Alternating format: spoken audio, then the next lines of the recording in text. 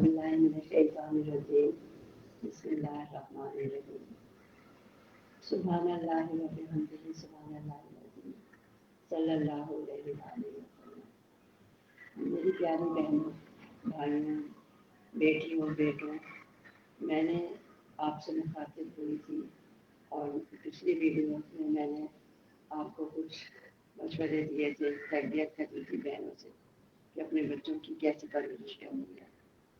آج بھی میرا وہی ٹاپک ہے کہ اپنے بچوں کو جو ہے وہ کس طرح سے آپ کو تربیت کرنی ہے کہ وہ صحیح انسان بن سکے، صحیح آپ کی اولاد بن سکے اور معاشرے کے اندر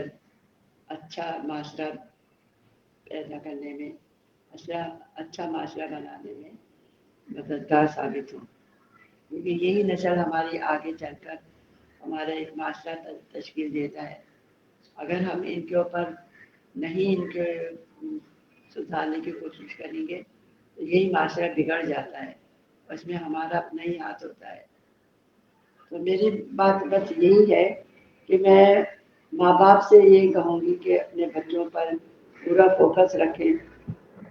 خصوصاً بڑے بچوں پر، کیونکہ بڑے بچے جو ہیں وہ زمانے کی گردش میں جلدی آ جاتے ہیں، ان کو اتنا پتہ نہیں ہوتا کہ ہم کیا کرنے جا رہے ہیں، یہ کیا کر رہے ہیں۔ آج کل کی جو نسل ہے، آپ کو سب کو پتہ ہے کہ وہ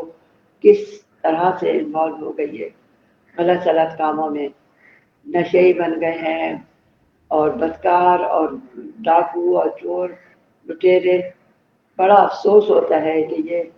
کس گھر سے، کس گھرانے سے تعلق رکھتے ہیں کہ یہ اس بے راہ روی کا شکار ہوئے۔ اس میں ہمارے جو خصوصاً میں اس بات پر زور دوں گی کہ ہماری جو بہنیں ہیں وہ اپنے بچوں پر توجہ دیں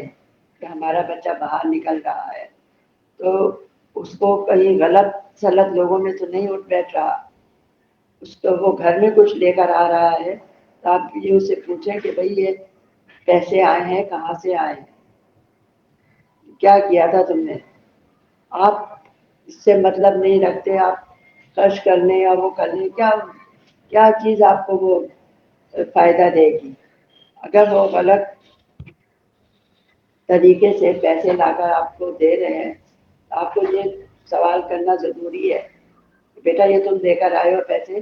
یہ کہاں سے ملے تمہیں، کیا تم نے کام کیا ہے ایسا۔ اور ایسی ان کی روٹینس ہیں، ان کی جو ذہنی یا ان کی جسمانی آپ دیکھیں کہ وہ اللہ نہ کرے اگر وہ نشے من رہے تو سب سے پہلے ماں باپ قریب ہوتے ہیں، ان کو پتہ چل جاتا ہے۔ آپ اس کو پوری سرتوڑ کوشش کریں کہ وہ ان چیزوں سے، ان لتوں میں نہ پڑے، کیونکہ جب بچہ ان لتوں میں پڑ جاتا ہے تو ماں باپ کے لیے وہ سمجھنے سے ماں باپ زندہ درگور ہو جاتے ہیں۔ وہ پھر یہ مثال ہوتی ہے کہ چڑیاں چگ گئی کہ وہاں سے پلٹنا ان کے لیے بہت ہی مشکل ہو جاتا ہے۔ ان کو یہی میرا مشورہ ہے کہ آپ ان کو بگڑنے سے پہلے ان کے اوپر پورا اپنا سایہ رکھیں، جیسے ایک مالی ہے، وہ درخت کی حفاظت کرتا ہے، اس کو پانی دیتا ہے، اس کے اندر کھاد ڈالتا ہے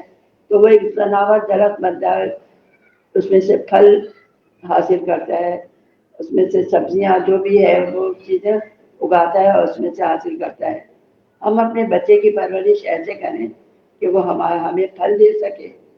اچھا پھل دے سکے، یہ نہیں کہ وہ ہمیں کانٹے دار درخت بن کر وہ ہمیں وہ کانٹے چبھیں۔ ہماری اولاد ہمارے لیے ناسور نہ بنے، ہماری اولاد ہمارے لیے ایک دوسروں کے لیے مشعل راہ بنے، کہ دوسرے سے وہ کہنے کہ ہاں بھائی ان کی اولاد اتنی اچھی نیک اولاد ہے کہ وہ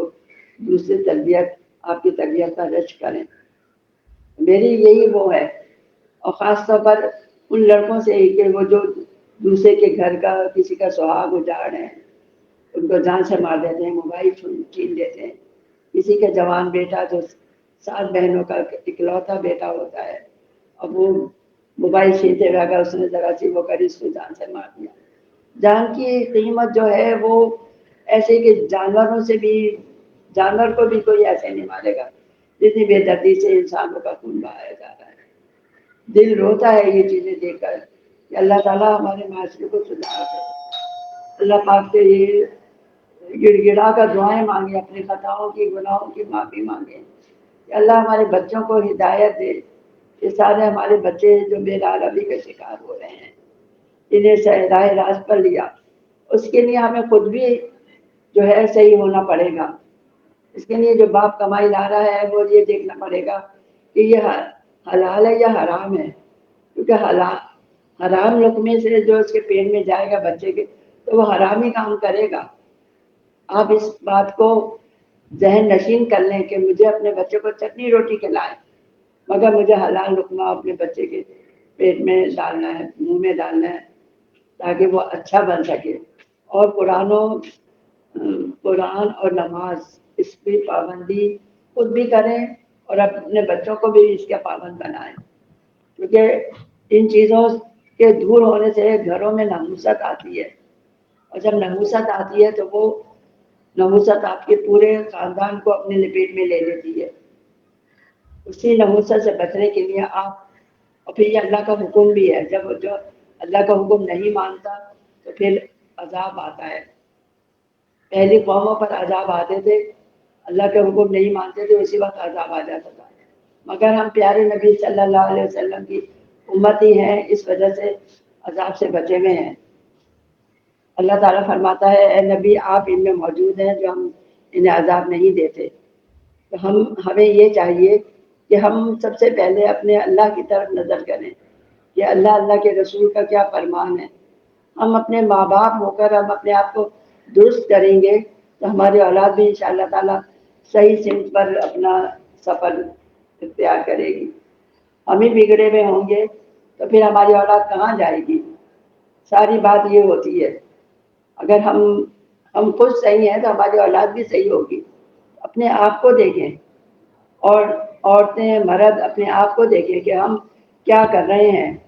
ہم اسلام پہ چل رہے ہیں، اپنے اوپر نظر ڈالیں۔